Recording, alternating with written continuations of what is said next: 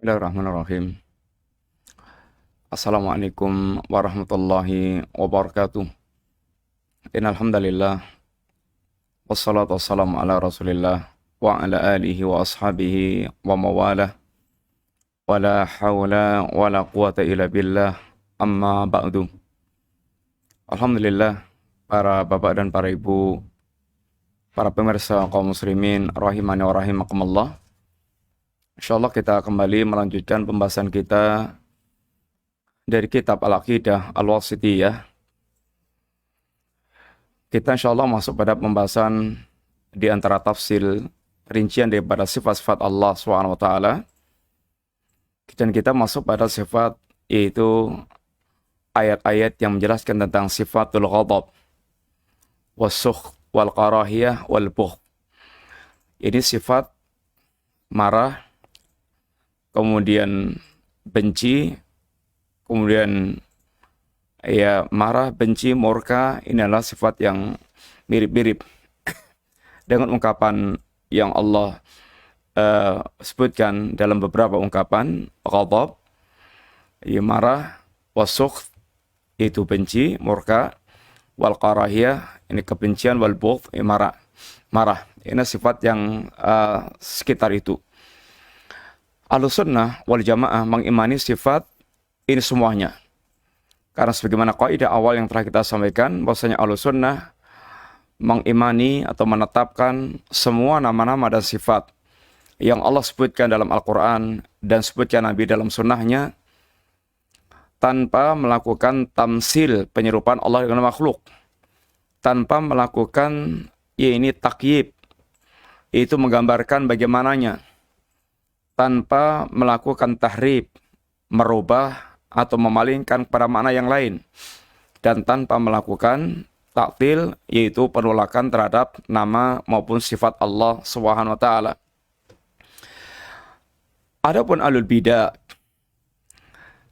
maka di antara mereka ada yang menolak total semua nama dan sifat Allah taala, sebagaimana Jahmiyah. Sebagian lagi menetapkan nama, menolak sifat, itulah Mu'tazilah.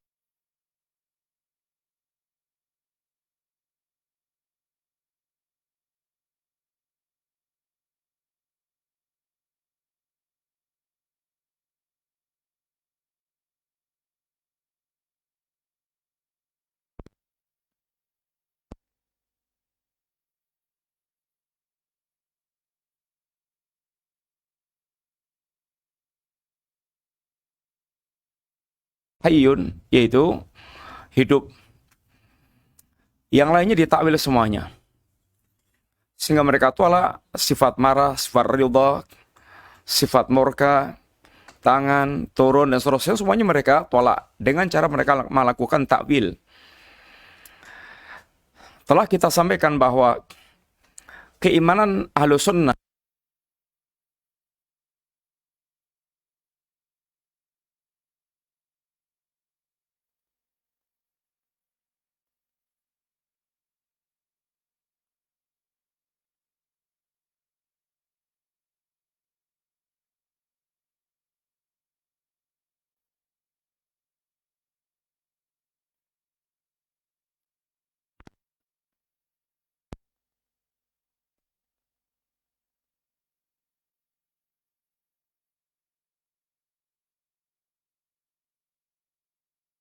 yang segamblang-gamblangnya. Allah menurunkan Al-Quran, angsalahu bi'ilmillah.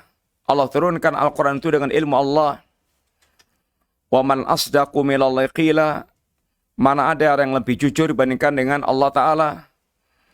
Wa man ahsanu minallahi haditha. Mana ada yang lebih fasih ungkapannya, pembicaraannya dibandingkan dengan Allah Ta'ala.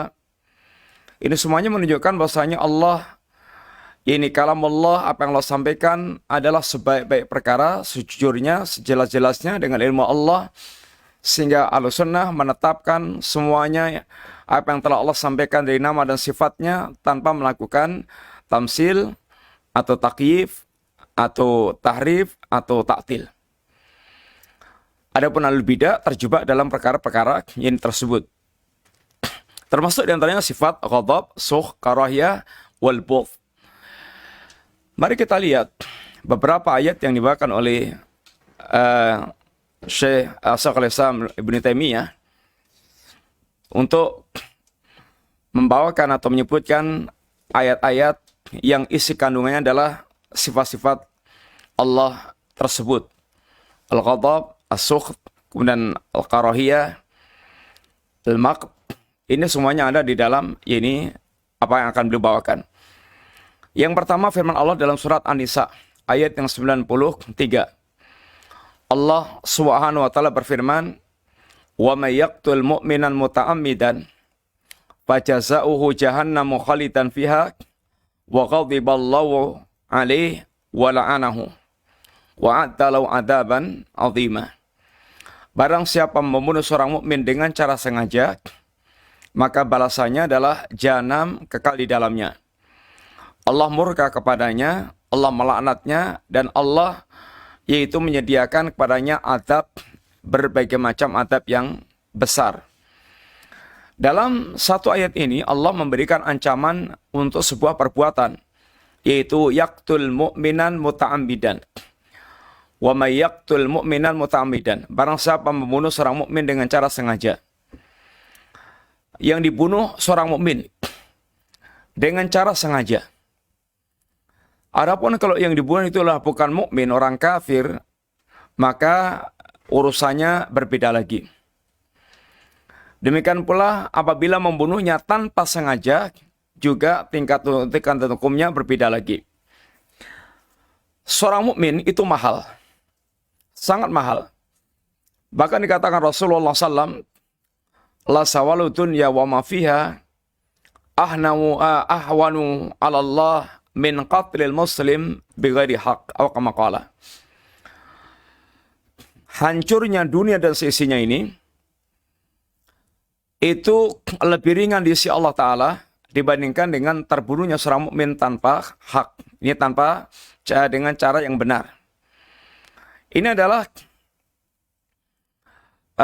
mahalnya harga seorang muslim. Membunuh tanpa sengaja, terbunuh seorang muslim, terbunuh seorang mukmin itu lebih mahal dibandingkan dengan hancurnya dunia dan sisinya. Terbunuh itu bisa dengan cara yang hak, bisa dengan cara yang bighairi hak. Dengan cara yang hak, umpamanya dirajam, dibunuh karena alasan syariat, qisas mamanya. Kemudian tanpa hak, ya dia dibunuh tanpa ada alasan yang benar. Membunuh seorang mukmin dengan cara sengaja, dia rancang, dia rencanakan. Ancaman Allah yang pertama, jahannam khalidan fiha. Dia diancam jahanam kekal di dalamnya. Yang kedua, Allah murka kepadanya. Ini menunjukkan sifat Allah murka. Wa ghadiballah, Allah murka kepadanya, sehingga kita yang mengimani, Ahlussunnah menetapkan, mengimani Allah memiliki sifat ini murka.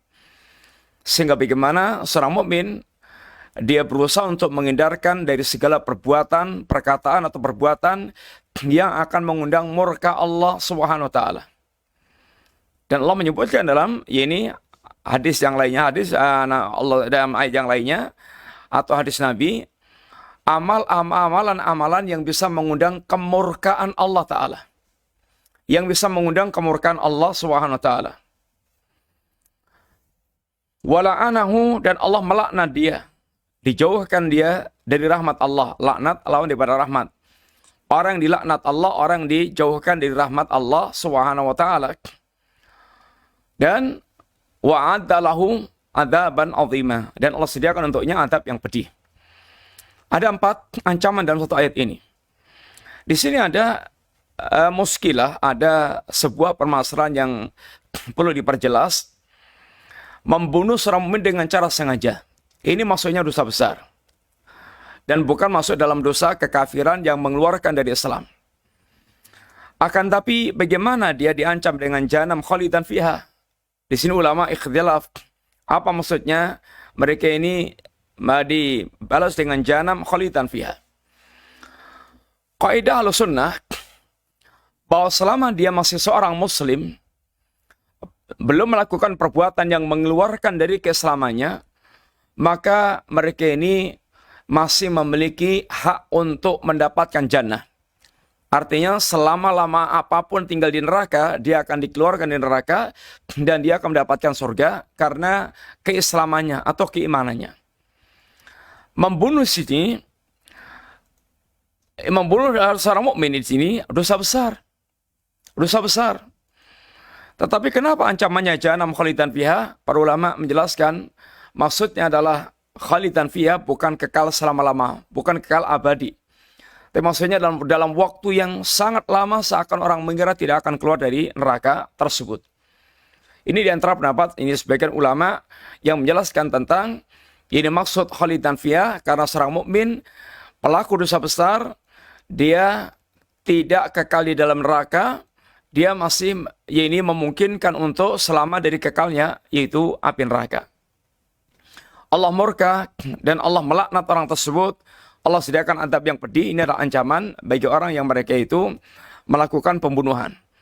Karena pembunuhan dalam agama kita perkara yang sangat besar. Perkara yang sangat besar. Kriminalitas sangat besar. Bahkan agama ini Allah turunkan, syariat ini Allah turunkan diantaranya dalam rangka untuk menjaga jiwa manusia dari tertumpahnya darah. Karena Nabi pernah menyampaikan di depan ini ratusan ribu kaum muslimin di Haji Wada, ala inna dima'akum wa amwalakum wa a'radakum haramun alaikum. Ketahuilah sungguhnya darah kalian, harta kalian, kehormatan kalian haram, terjaga. Terjaga, tidak boleh darah ditumpahkan, tidak boleh harta dia ambil dengan cara zalim, tidak boleh kehormatan dihancurkan. Ini terjaga. Sehingga orang mereka menumpahkan darah seorang muslim, maka ancamannya sangat berat.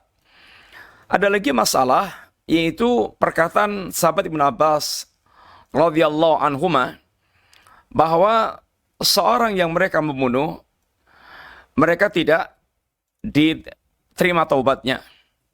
Di antara perkataan sahabat Ibnu Abbas ini bahwasanya seorang yang mereka membunuh, taubat mereka yang tidak diterima. Bagaimana hal ini? Secara umum, bahwa seluruh amalan dosa besar apapun, bahkan dosa apapun, syirik, kufur, nifak, segala macam, seandainya mereka bertaubat kepada Allah Subhanahu wa taala, maka akan diterima taubatnya apabila mereka bertaubat dengan cara taubatan nasuha. Sebagaimana Allah menjelaskan dalam banyak ayat yang Allah menyuruh para hamba untuk mereka bertaubat. Wa tubu ilallahi jami'an ayyuhal mu'minun la'allakum tuflihun. Bertaubatlah kalian semuanya kaum mukminin agar kalian beruntung. Apa dosa yang bisa ditobati? Semua dosa. Bahkan dosa kekafiran, kesyirikan, membunuh, berzina, semuanya diampunkan Allah Ta'ala. Ketika Allah menerangkan tentang ibadur Rahman, Allah mengatakan, وَالَّذِينَ لَا يَدْعُونَ مَعَ اللَّهِ إِلَٰهًا آخَرَ وَلَا يَقْتُلُونَ النَّفْسَ الَّتِي حَرَمَ اللَّهُ إِلَّا بِالْحَقِّ وَلَا يَزْنُونَ وَمَن يَفْعَلْ ذَلِكَ يَلْقَ أَثَامًا يُضَاعَفْ لَهُ الْعَذَابُ يَوْمَ الْقِيَامَةِ وَيَخْلُدْ فِيهِ مُهَانًا إِلَّا مَن تَابَ وَآمَنَ وَعَمِلَ عَمَلًا صَالِحًا فَأُولَٰئِكَ يُبَدِّلُ اللَّهُ سَيِّئَاتِهِمْ حَسَنَاتٍ وَكَانَ اللَّهُ غَفُورًا رَحِيمًا. Orang yang mereka menyekutukan Allah, kemudian membunuh, jiwa yang haram dibunuh, kemudian berzina, maka mereka ini diancam dengan azab yang berlipat-lipat. Kecuali orang mereka ilaman taba wa amana wa amila amal salihah. Orang yang bertobat, beriman, beramal saleh. Allah bukan hanya menghapuskan, mengampunkan dosanya, tetapi Allah akan menggantikan setiap dosa dia, keburukan dia dengan kebaikan-kebaikan. Di sini menunjukkan bahwasanya orang yang mereka bertaubat, apapun jenis dosanya akan diampunkan Allah Ta'ala. Contoh lagi, kisah pembunuh 99 nyawa yang disempurnakan dengan 100, yang kemudian intinya bahwasanya dia berkonsultasi dengan seorang alim, ini apakah masih ada taubat? falau min taubat. Kata orang alim ini, na'am, iya ada. Wa man yahulu bainaka wa bainal taubah. Apa yang menghalangi antara Anda dengan taubat Anda? Lalu dia diperintahkan untuk pindah ke negeri yang banyak orang-orang yang sujud beribadah kepada Allah Ta'ala. Sampai kemudian dia belum nyampe ke tempatnya, dia meninggal. Diukur jarak antara tempat dia berangkat pergi sampai jarak yang akan dia datangi. Lalu intinya malaikat rahmat, Allah dekatkan jarak antara tempat kematiannya dengan tempat yang akan didatangi. Intinya taubatnya diterima oleh Allah Subhanahu wa Ta'ala. Lalu bagaimana dengan perkataan Ibnu Abbas yang mengatakan bahwasanya tidak ada taubat orang yang mereka annal qatil laisa lahu taubah, orang yang membunuh itu tidak ada taubat baginya. Perkataan Ibnu Abbas ini diterang oleh para ulama dibawa pada ini keadaan berkaitan dengan pembunuhan. Ada 3 hak yang mesti dipenuhi. Haknya Allah, haknya ahli wayini, haknya walinya, dan haknya orang dibunuh. Adapun haknya Allah SWT, maka Allah membuka pintu taubat. Orang yang mereka bertobat akan diampunkan Allah Ta'ala. Adapun haknya keluarga, wali, maka wali bisa memaafkan, bisa meminta diat atau denda dari mereka, sehingga gugur. Adapun orang terbunuh, haknya ini sudah nggak ada lagi. Artinya mereka sudah nggak bisa lagi. Akan diselesaikan kelak di hari kiamat kelak. Berkaitan haknya orang yang mereka membunuh. Orang yang mereka terbunuh. Ini yang dimaksudkan perkataan Ibnu Abbas, al-qatil laisa lahu taubah. Orang membunuh tidak ada taubat baginya. Artinya berkaitan dengan haknya orang yang dibunuh. Karena orang yang dibunuh sudah nggak ada lagi urusan dengan dia, tinggal di akhirat kelak menunggu waktu. Ini bagaimana, apakah dia nanti akan memaafkan atau tidak memaafkan. Para pemirsa rahmati Allah Subhanahu wa Ta'ala, ini adalah ayat yang pertama. Intinya di situ Allah menetapkan sifat ghadab. Wa ghadiballahu alaih. Allah murka dengannya. Allah marah dengannya. Maka Ahlussunnah menetapkan sifat ghadab bagi Allah yaliku bijalali, sesuai dengan keagungan Allah Subhanahu wa Ta'ala, tanpa melakukan tamsil, takyif, tahrif, taktil, karena ini semuanya adalah caranya Ahlul Bid'ah dalam rangka untuk menolak sifat Allah Subhanahu wa Ta'ala. Ayat yang kedua, firman Allah Ta'ala yang menunjukkan sifat Allah, yaitu as-sukhtu, dzalika bi'annahum ittaba'u ma ashatallaha wa karihu ridwanahu fa'ahbata a'malahum. Yang demikian sungguhnya mereka mengikuti apa yang Allah murkai dan mereka membenci apa yang Allah ridhai. Dalam ayat yang lainnya, mereka dzalika bi'annahum karihu ma anzalallah, mereka membenci apa yang Allah turunkan. Yang Allah turunkan adalah Al-Qur'anul Karim. Yang Allah turunkan adalah As-Sunnah An-Nabawiyah. Ini adalah yang Allah turunkan. Sehingga orang-orang yang mereka membenci Al-Quran, membenci As-Sunnah, mereka terancam amal-amal mereka dibinasakan oleh Allah Ta'ala. Seorang mukmin pasti mencintai apa yang Allah turunkan. Pasti Allah mencintai apa yang diturunkan Allah, itu Al-Quranul Karim. Seorang mukmin tidak akan membenci apa yang diturunkan Allah Ta'ala. Walaupun dia belum bisa totalitas mewujudkan apa yang Allah turunkan, tapi paling minimal modal utama tidak membenci apa yang diturunkan Allah. Hanya orang kafir dan orang munafik yang membenci apa yang Allah turunkan. Al-Quran dan As-Sunnah. As-Sunnah termasuk wahyu yang Allah turunkan, sebabnya Allah menegaskan wa ma yantiqu anil hawa in huwa illa wahyun yuha. Dan tidaklah Muhammad SAW itu berbicara kecuali dengan wahyu yang diwahyukan Allah kepada beliau. Sehingga Al-Sunnah juga merupakan wahyu dari Allah Ta'ala. Dan Nabi juga mengatakan, utitul kitaba wa mislau ma'ah. Aku diberikan Allah Al-Kitab dan yang semisal dengan kitab, yaitu As-Sunnah. Sehingga As-Sunnah merupakan ini semisal dengan Quran yang diturunkan Allah Ta'ala. Sehingga orang mereka membenci apa yang Allah turunkan, artinya membenci Al-Quran dan membenci ini As-Sunnah An-Nabawiyah. Dan dzalika isyarat kepada yang dimaksudkan Allah Subhanahu wa Ta'ala pada yang sebelumnya, wa kaifa ta'ida tawaffat umul malaikatu yadribuna wujuhahum wa adbarahum dzalika bi annahum wattaba'u ma askhatallaha wa karihu ridwanahum. Bagaimana apabila mereka dicabut nyawanya oleh malaikat dan Allah dan malaikat memukul wajah mereka dan memukul punggung mereka. Ini akan dicabut dengan paksa, dengan penuh dengan kemurkaan malaikat. Mereka akan dihadapkan Allah dengan penuh kemurkaan. Mereka mengikuti ma'ashatallaha yang membuat Allah ini murka. Wa karihu ridwanahu, dan mereka membenci apa yang diridai oleh Allah Subhanahu wa taala. Sifat ridha bagi Allah sudah kita terangkan. Di sini ada sifat yakni sukht, yakni Allah yakni marah, Allah murka. Orang-orang kafir dan orang-orang munafik mereka mengikuti hal-hal yang dimurkai oleh Allah taala. Melakukan kesyirikan, melakukan kekafiran, melakukan kemunafikan, mereka melakukan hal yang diharamkan oleh Allah Subhanahu wa taala. Ini mengikuti hawa nafsu mereka, mengikuti syaitan, mengikuti iblis. Mereka mengikuti apa yang dimurkai, yang membuat Allah ini murka. Sehingga menyebabkan ini Allah murka pada mereka, dan Allah kemudian menimpakan ini azab ini kepada ini mereka.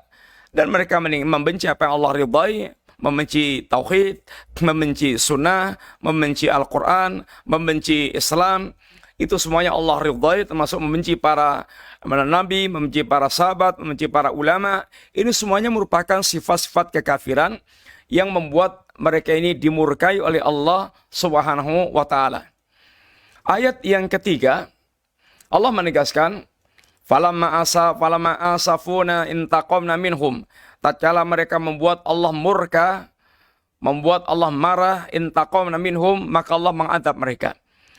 Ini termasuk bantahan kepada mereka mentakwil ini murka Allah, sukht Allah, karahiyah Allah, ghadabnya Allah dengan iradatul intiqam. Intiqam ada sendiri. Intiqam ada sendiri. Asy'ariyah mentakwilkan kepada iradatul intiqam. Murka Allah yaitu keinginan kehendak Allah untuk mengadab. Kehendak Allah mengadab ada sendiri. Murka ada sendiri. Marah ada sendiri. Menunjukkan ini ada sifat yang beda-beda.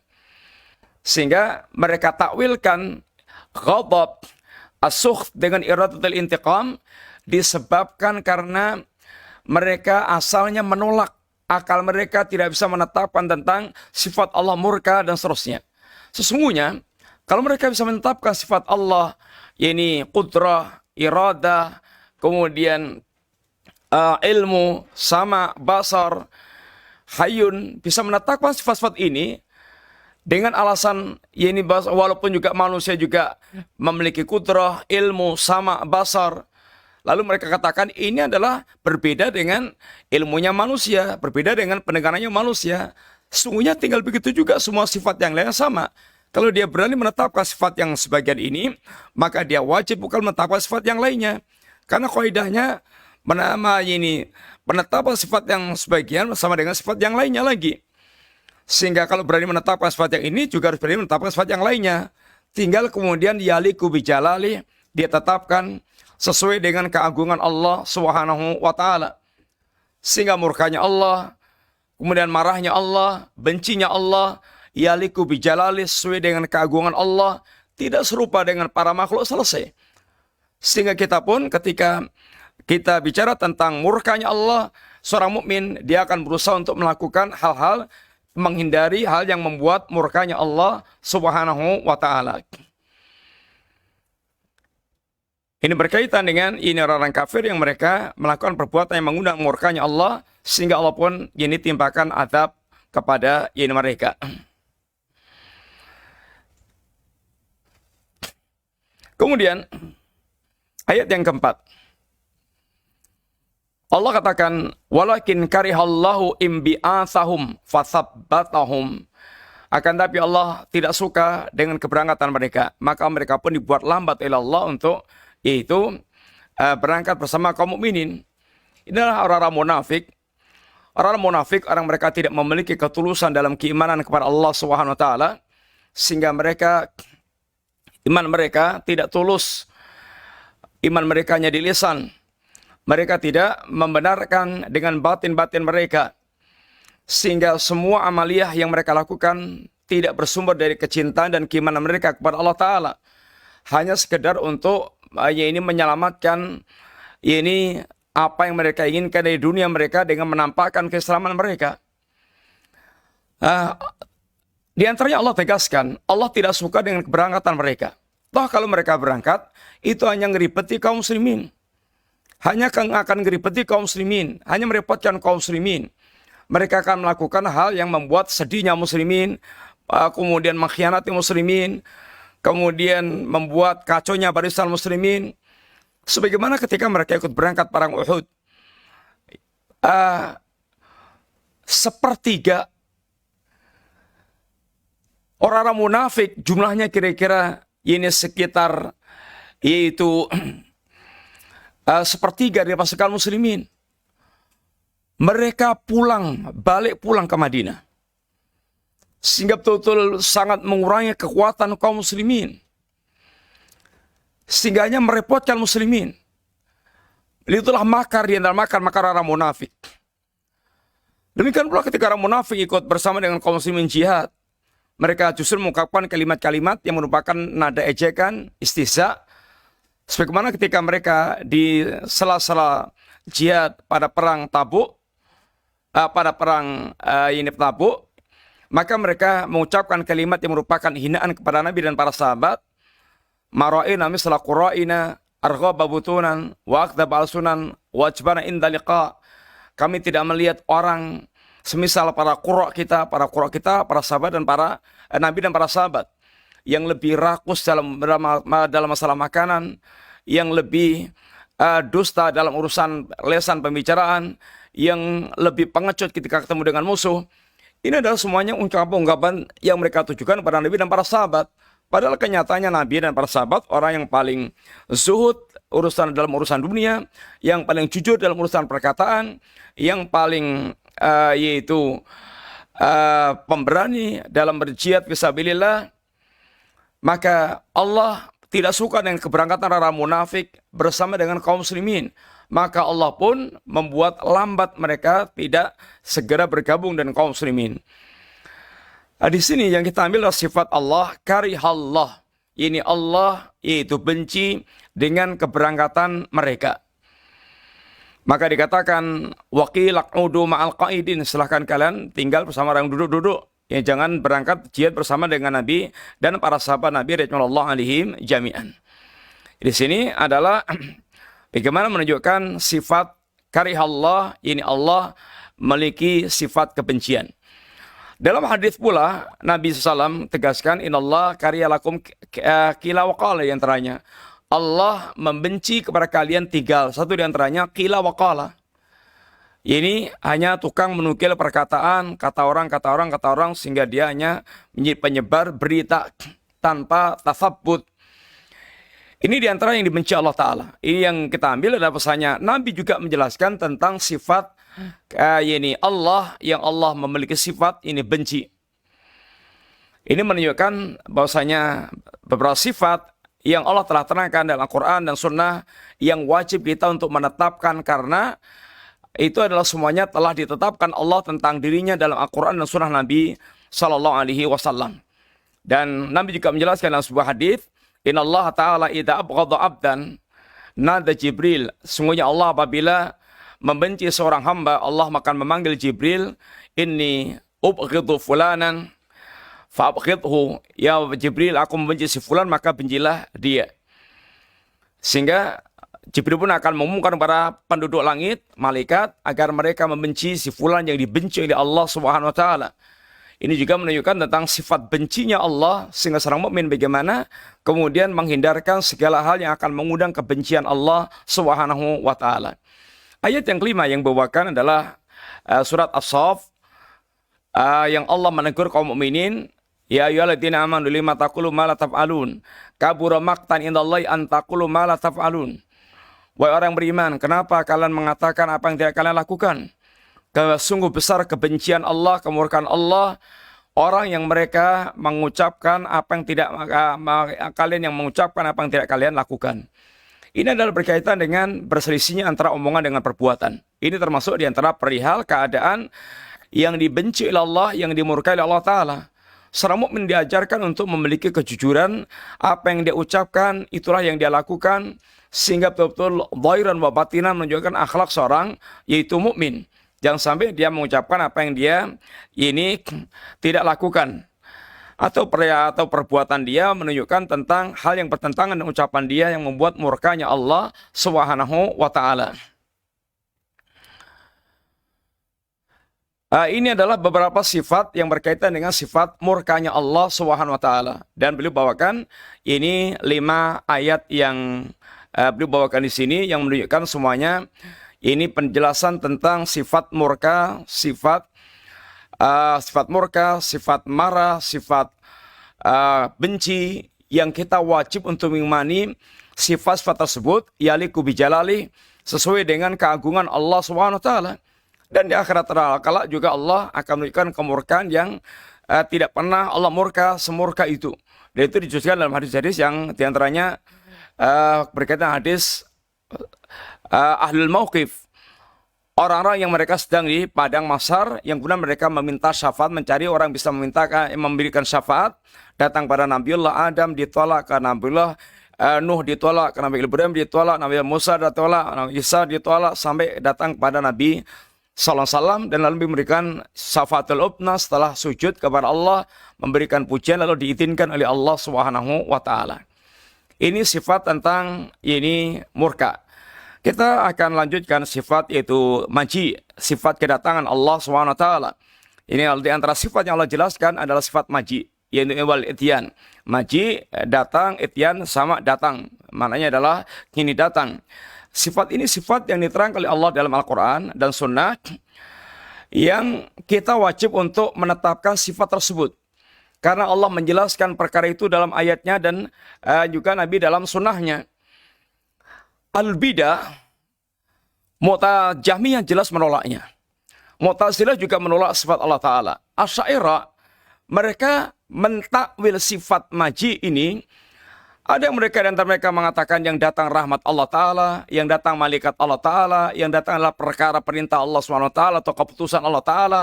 Semua takwil ini batil semuanya. Karena Allah pun jelaskan kedatangan malaikat, kedatangan keputusan Allah Ta'ala, sehingga membantah semua takwilan-takwilan tersebut. Yang mereka berangkat dari menolak sifat datangnya Allah Ta'ala. Ahlussunnah menetapkan sifat datangnya Allah dari kiamat kala untuk memutuskan perkara di antara para hamba Allah Ta'ala. Sehingga menggambarkan suasana sangat dahsyat pada saat itu. Bagaimana Allah datang untuk memutuskan perkara di antara ini para hamba Allah Subhanahu wa Ta'ala. Mari kita lihat beberapa ayat yang disebutkan oleh beliau di sini yang menunjukkan sifat datangnya Allah Ta'ala. Dan tentu datangnya Allah sekali lagi, cara mengimaninya yaliku bijalali, sesuai dengan keagungan Allah Subhanahu wa taala. Kita menetapkan sifat ityan atau maji bagi Allah tanpa menyerupakan Allah dengan makhluk, tanpa menyimpangkan kepada makna yang lainnya, tanpa menggambarkan bagaimana tentang kedatangan Allah Ta'ala, dan tanpa melakukan penolakan terhadap sifat Allah Subhanahu wa taala tersebut. Kenapa kita tidak menyerupakan Allah dengan makhluk? Ya karena Allah laisa kamitslihi syai', lam yakun lahu kufuwan ahad. Allah tidak serupa dengan apapun. Kemudian juga kita tidak mentahrif, karena Allah yang menetapkan sifat tersebut dan tidak ada qarinah untuk mentahrif atau mentakwil sifat tersebut. Dan kenapa tidak menggambarkan bagaimananya? Untuk bisa menggambarkan itu kita harus melihat bendanya ya, atau melihat yang serupa, atau melihat atau mendapatkan info dari orang terpercaya. Dan itu tidak semuanya tidak kita dapatkan tentang Allah Ta'ala. Kita tidak melihat Allah, tidak melihat yang serupa dengan Allah, tidak mendapatkan info yang akurat dari Nabi yang terpercaya. Juga kita tidak melakukan taktil penolakan, karena Allah yang telah menetapkan sifat itu, sehingga tidak menyerupakan dengan makhluk, tidak menyimpangkan maknanya, tidak menggambarkan bagaimananya, dan tidak menolak tentang sifat ini tersebut. Ayat yang pertama dibacakan dalam surat Al-Baqarah ayat 210. Allah berfirman, hal yang duruna illa ayyatiyahumullahu fi dhulalim minal ghamam wal malaikatu wa qudiyal amru. Apakah yang mereka tunggu-tunggu? Ini tidaklah yang ditunggu oleh orang kafir, mereka tidak segera beriman, padahal seluruh tanda kekuasaan Allah untuk membuat mereka beriman sudah datang semuanya. Sudah ada semuanya. Apa yang mereka ragukan lagi tentang Allah, tentang kebenarannya datang dari Allah Ta'ala? Allah telah menjelaskan ayat-ayatnya. Dan bukan berarti mereka belum melihat tanda kekuasaan Allah Ta'ala. Bahkan kekafiran mereka itulah yang menghalangi mereka, walaupun mereka telah melihat seluruh tanda kekuasaan Allah Ta'ala. Walau ja'at kullu ayatin.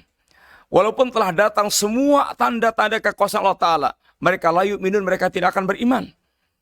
Mereka tidak akan beriman. Maka dikatakan Allah Ta'ala, apakah yang mereka tunggu? Apakah yang mereka tunggu itu adalah ketika datangnya Allah bersama dengan awan, ini dalam rangka untuk memutuskan perkara di antara mereka, ini di yaumul qiyamah kelak, atau kedatangan malaikat dalam rangka untuk mencabut nyawa mereka, wa qudiyal amru, dan ditetapkannya keputusan. Ini semuanya adalah berkaitan dengan sifat ini datang, yang di situ adalah Allah, ini kedatangan Allah Subhanahu wa taala untuk memutuskan perkara di antara para hamba. Maka Allah menetapkan ini kedatangan Allah Subhanahu wa taala. Yang kedua, ayat yang kedua dalam surat Al-An'am ayat 158. Allah menegaskan, hal yang duruna illa anta tiyahumul malaikatu aw ya'tiya rabbuka aw ya'tiya ba'du ayati rabbik. Apakah yang mereka tunggu atau tidak ada lagi yang mereka tunggu kecuali satu, anta tiyahumul malaikah, kedatangan malaikat. Ini kedatangan malaikat dalam rangka untuk mencabut nyawa mereka. Yang Allah menegaskan, walau tara id yatawaffal ladzina kafaru al malaikatu yadribuna wujuhahum wa adbarahum wa dzuqu adzabal hariq. Dan seandainya engkau melihat ketika malaikat mencabut nyawanya orang-orang kafir, dan malaikat memukul wajah mereka dan punggung mereka dan mengatakan, rasakan yakni adab Allah yang membakar. Ini adalah Allah katakan, ini kedatangan malaikat. Ini malaikat datang untuk mencabut nyawa mereka. Apa itu saat yang mereka tunggu? Kalau mereka tidak segera beriman, tidak segera taat kepada Allah, apakah itu wahai orang-orang kafir yang kalian tunggu, yang ketika malaikat telah mencabut nyawa, sudah tidak ada lagi kesempatan untuk beramal.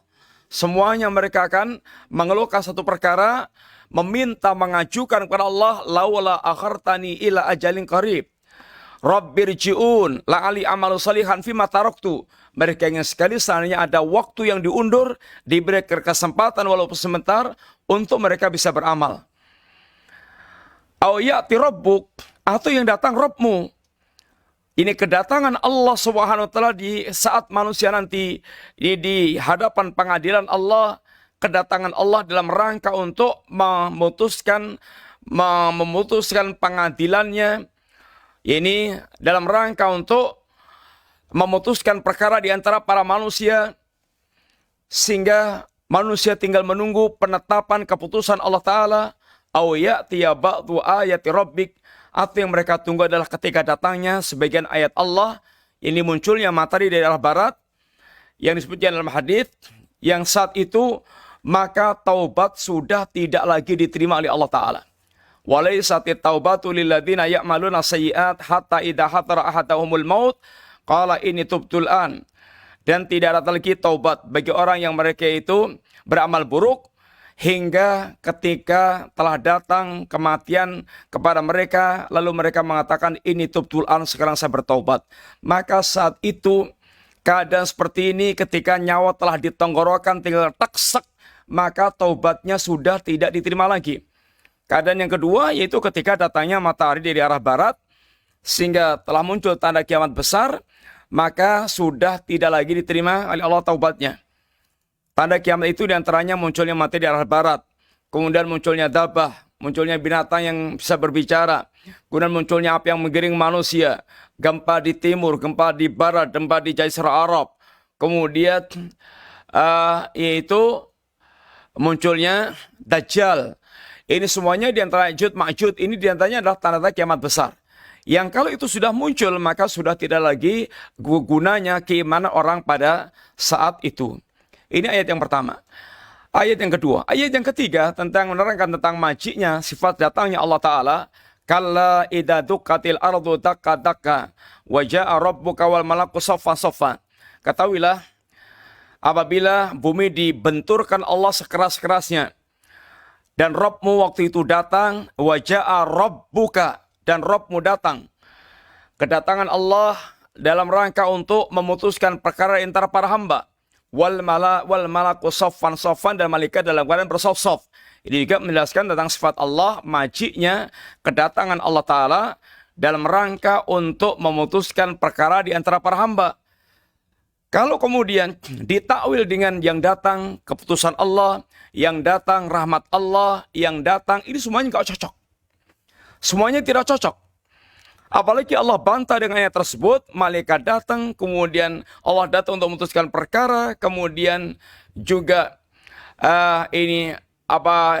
keputusan Allah Ta'ala, ayat yang pertama tadi, datangnya tanda-tanda kekuasaan Allah Ta'ala, maka tidak lagi ada yang bisa ditakwilkan kemana-mana, kecuali mengimani Allah datang. Dan datangnya Allah yaliku bijalali, sesuai dengan keagungan Allah Subhanahu wa Ta'ala. Ayat yang keempat, Allah katakan, wa yawma tashaqqaqus sama'u bil ghamami wa nusilal malaikatu tangsilan. Dan pada hari ketika langit dibelah oleh Allah Ta'ala, ini kemudian keluar asap putih, awan putih, kemudian para malaikat berturunan, ini malaikat berdatangan, turun untuk mengepung manusia. Itu berkaitan hari saat Allah menggelar pengadilannya. Malaikat dunia, malaikat langit kedua, malaikat langit ketiga, mereka turun semuanya untuk memenuhi mengepung manusia di hari pengadilan Allah Subhanahu wa Ta'ala. Maka ini semuanya termasuk di antara ayat-ayat yang menjelaskan tentang sifat maji atau sifat datangnya Allah Subhanahu wa Ta'ala. Ahlussunnah wal Jamaah mengimani itu semuanya tanpa mentamsil atau menyerupakan Allah dengan makhluk, tanpa mentahrif, memalingkan kepada makna yang lainnya, tanpa mentakib, menggambarkan tentang bagaimananya, tanpa melakukan taktil, menolak tentang sifat tersebut. Mengimaninya sebagaimana yang Allah telah sebutkan tentang sifat kedatangan Allah. Dan ini merupakan gambaran dahsyatnya hari ketika Allah memutuskan pengadilan, itu di ardil mahsyar, ketika Allah akan memutuskan perkara di antara para hamba Allah Subhanahu wa Ta'ala. Ini adalah beberapa ayat yang disebutkan oleh Allah Subhanahu wa Ta'ala, dan yang jelas orang yang mereka mengimani tentang maji kedatangan Allah dalam rangka untuk memutuskan perkara di antara para hamba Allah, itu akan membuahkan rasa khauf, rasa takutnya kepada Allah, membayangkan bagaimana hari pengadilan Allah Subhanahu wa Ta'ala, lalu akan menggerakkan dia untuk mengamankan dirinya, bagaimana dia bisa aman di hari itu dengan cara bagaimana dia senantiasa melakukan amal-amal saleh yang bisa meredakan kemurkaan Allah, yang bisa mengundang keridhaan Allah Subhanahu wa Ta'ala. Ini adalah sifat yang kita pelajari pada sore ini, sifat kedatangan Allah dan sifat murka, ghadab, kemudian karahah, kemudian as-sukht, al-maqt bagi Allah Ta'ala, yang menunjukkan tentang sifat murkanya Allah Ta'ala, yang kita mengimaninya, tidak melakukan penolakan, tidak menyerupakan dengan makhluk, dan tidak memalingkan pada makna yang lainnya, sehingga sebagaimana yang telah diajarkan tentang bagaimana Ahlussunnah mengimani sifat-sifat tersebut, yang berbeda dengan ahlul bidah yang mereka melakukan penolakan terhadap sifat tersebut, dengan sebagian mereka dengan cara melakukan tahrif, mentakwil, mentahrif, merubah kepada makna yang lainnya, dan ini semuanya merupakan bentuk pengagungan mereka kepada akal mereka, sehingga mereka menolak sifat-sifat yang telah jelas-jelas disebutkan oleh Allah Subhanahu wa Ta'ala. Para pemirsa, ini yang kita sampaikan, minta maaf kurang lebihnya. Insya Allah kita lanjutkan pembahasan pada sifat-sifat berikutnya, sifat-sifat yang disebutkan oleh beliau, yang semuanya itu untuk mengajarkan kepada kita rincian sifat-sifat yang wajib kita tetapkan tentang Allah, yang berbeda dengan ahlul bidah dalam mengimani atau dalam menetapkan sifat-sifat tersebut. Ahlussunnah menetapkan, mengimani tanpa melakukan tamsil, tahrif, takyif, taktil. Ahlul bidah terjebak dalam taktil, penolakan, atau mereka menetapkan tapi mereka melakukan tahrif, melakukan penyimpangan makna, yang ini merupakan hakikatnya adalah taktil, penolakan, sehingga dari penolakan maka dia pun mentahrif, melakukan tahrif, melakukan penyimpangan makna dalam rangka mencocokkan dengan akal mereka. Demikian yang kita sampaikan, semoga manfaat. Ada pertanyaan? Ya, kita cukupkan sekian. Terima kasih banyak. Wassalamualaikum warahmatullahi wabarakatuh. Muhammadin wa ala alihi wasallam. Subhanakallahumma wa bihamdika asyhadu an la ilaha illa anta Astaghfiruka wa atubu ilaik. Assalamualaikum warahmatullahi wabarakatuh.